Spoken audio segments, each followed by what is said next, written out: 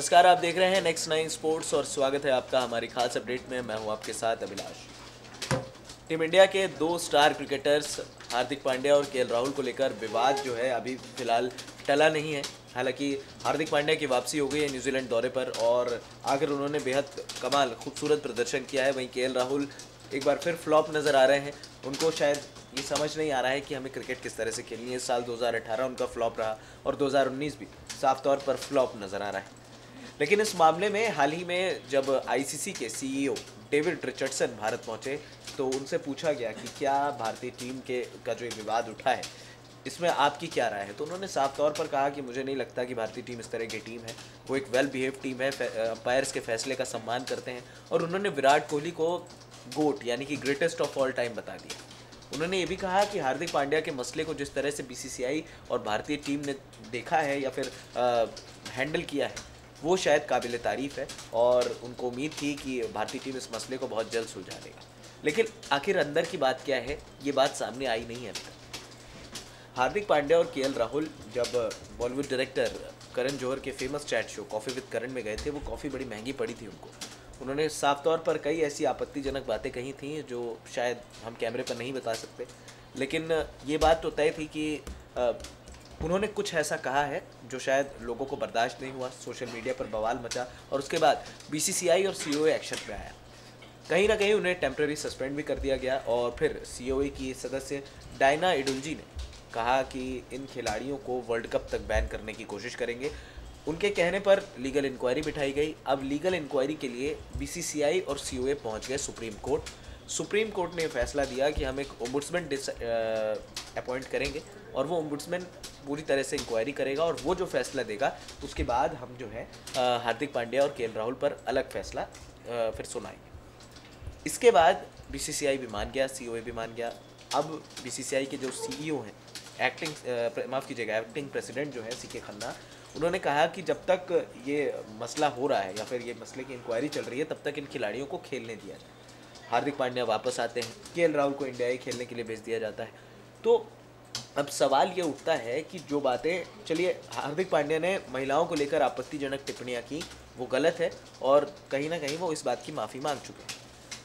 KL Rahul ने भी एक पॉइंट ऐसा कहा था जिस पर सवाल उठने लाजमी है। उन्होंने कहा कि मैं रात भर पार्टी कर रहा था और सुबह 5 बजे मैं आया हूँ और मैंने शतक किया है मॉर्निंग में जाकर और उसके बाद मुझे रिग्रेट फील हो रहा है। अब कई लोगों ने कहा कि 5 बजे तक पार्टी कर रहे थे तो हो सकता पार्टी करने में कोई बुराई नहीं है। अब जाहिर सी बात है, कोई शख्स अगर रात भर पार्टी करेगा 5 बजे तक सुबह मॉर्निंग में तो वो भजन तो गाएगा नहीं।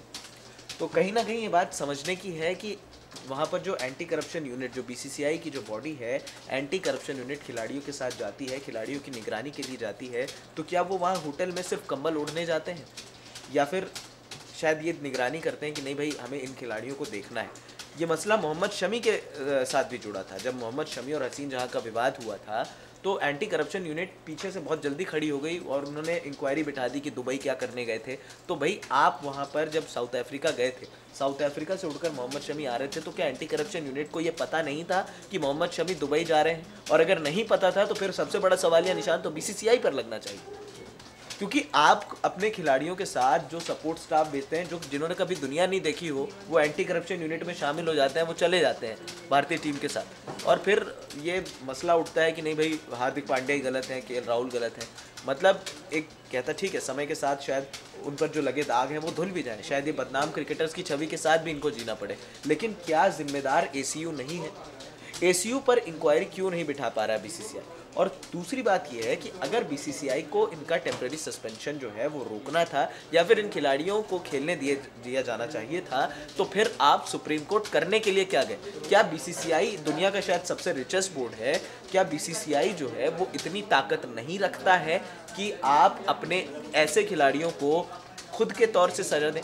हम ये मानते हैं कि साल 2018 में बीसीसीआई के रूल्स एंड रेगुलेशंस बदले हैं, उनके कॉन्स्टिट्यूशन बदला है, लेकिन कहीं ना कहीं अब ये बात तो सही है कि सीओए बीसीसीआई पर हावी हो गया है।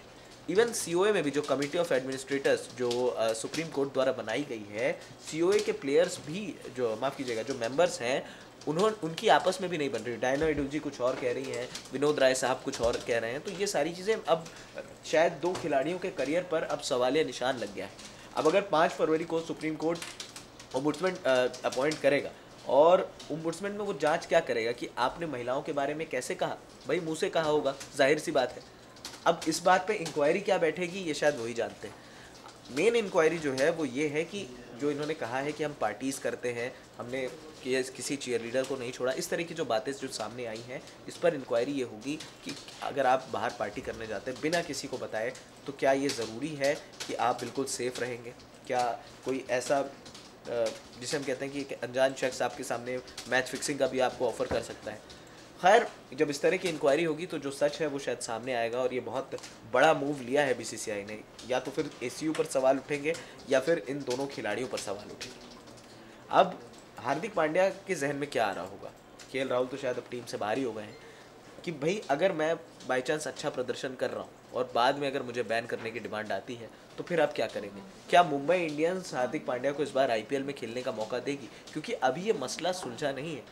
जब तक शायद इंक्वायरी पूरी होगी तब तक भारत अपने सारे वनडे खेल चुका होगा और भारत शायद अपनी वर्ल्ड कप टीम ऑलमोस्ट एक टेम्पररी डिज़ाइन कर चुका होगा। अब क्या हार्दिक पांड्या का मसला जो है ये क्या दबेगा या फिर केएल राहुल का मसला दबेगा? क्योंकि बीसीसीआई ने सारा जो ठीकरा है वो इन दोनों खिलाड़ियों पर फोड़ दिया है। बीसीसीआई ये सुनने को तैयार नहीं है कि भाई एसीयू भी था और एसीयू के मेंबर्स वहाँ क्या करने गए थे। जब इस तरह की चीज़ें सामने आती हैं तो फिर आपको बहुत ज़्यादा सोचने की ज़रूरत पड़ती है, और शायद दो खिलाड़ियों के करियर को इन्होंने दांव पर लगा दिया है।